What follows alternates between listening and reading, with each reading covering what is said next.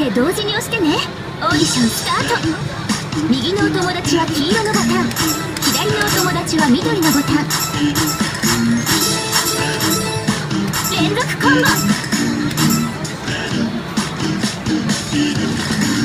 続コンボ成功でラッキースターが出現するよ。ラッキースターを取るとアピールレベルがアップ。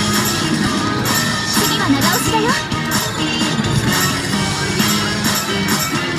スペシャルアピールで左のお友達のアピールコース。ボタンを押してルーレットを止めてね。プレミアムドリーミングハート。やったわ、いい感じね。この調子でいきましょう。赤は2人で同時に押してね。ボーナスコンボ。スペシャルアピールが出せるよ。右のお友達のアピールチャンス。順番通りに押してね。タイムボーナス。プレミアムエンジェルアート。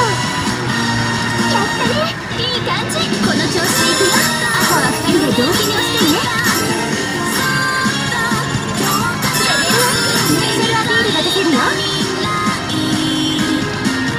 レベルアップ。